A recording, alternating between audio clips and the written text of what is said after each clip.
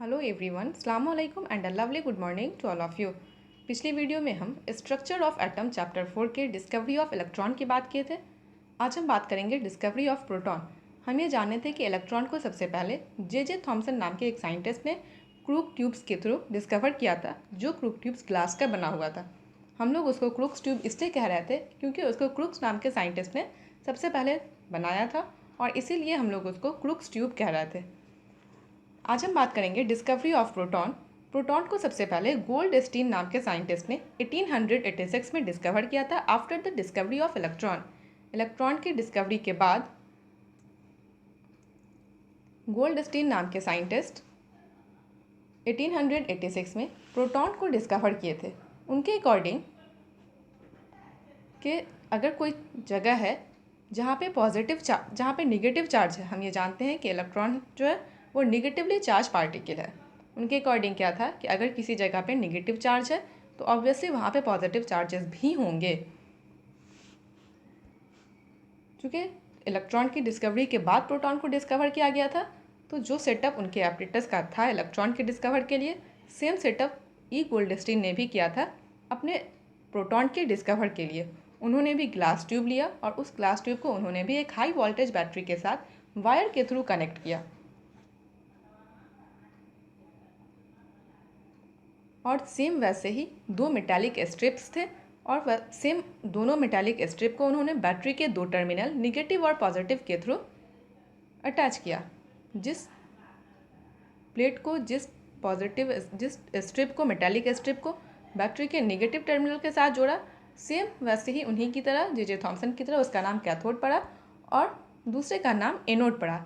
वैसे ही जैसे कि जे थॉमसन ने ट्यूब को वैक्यूम पंप के थ्रू लगाया था, प्रोटॉन की डिस्कवरी के लिए भी ट्यूब को वैक्यूम पंप के थ्रू लगाया गया और इस ट्यूब को डिस्चार्ज ट्यूब नाम दिया गया। उन्होंने सोचा, उनके according it was discovered by E Goldstein. It was actually discovered while carrying out experiment to produce cathode rays. The apparatus used is same. J Thomson के ज़रिए से इसको डिस्कवर किया गया, लेकिन क्या हुआ कि कैथोड रे के डिस्कवर के बाद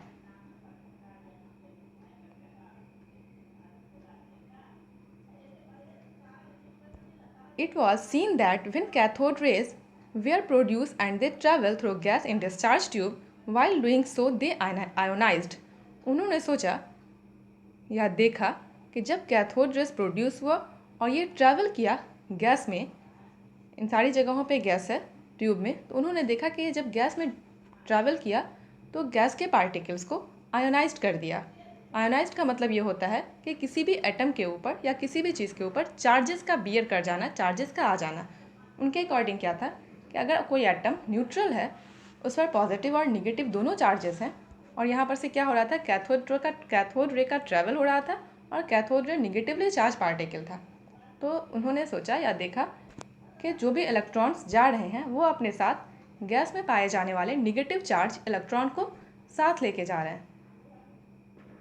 उसके बाद जब ये और उस गैसियस पार्टिकल को आयोनाइज्ड कर रहे हैं, तो जब उन्होंने ये सोचा कि ये आयोनाइज्ड है और निगेटिव चार्ज इसका जा चुका है, तो ऑब्वियसली इसके ऊपर पॉजिटिव चार्ज है। That is they took electrons of gas living behind positively charge particle of gas. Gas के निगेटिवली चार्ज को कैथोड रे अपने साथ लेके जा रहा था, इसलिए वो अपने पीछे पॉजिटिव चार्ज को छोड़ दिया। दिस पार्टिकल फॉर्म कैनाल रे और उसके रे को हम लोग उस रे को कैथोड रे या एनोड रे नहीं बल्कि कैनाल रे कहते हैं। And started moving toward the cathode, और कैथोड की तरफ मूव करना स्टार्ट कर दिया। As this particle possess positive charge so they were name proton. और क्या था कि वो जो पार्टिकल्स थे वो पॉजिटिवली चार्ज पार्टिकल थे, इसलिए उस पॉजिटिवली चार्ज पार्टिकल का नाम ई गोल्डस्टीन ने प्रोटॉन रखा। हम ये जानते हैं कि एटम जितने भी हैं उन एटम्स में तीन चार्ज पार्टिकल होते हैं, इलेक्ट्रॉन, प्रोटॉन और neutron. Electron negatively charge, proton positively charge और न्यूट्रॉन न्यूट्रल। तो जैसे ही इलेक्ट्रॉन उसके साथ पास हो गया गैस का, तो उसके पीछे प्रोटॉन बचा।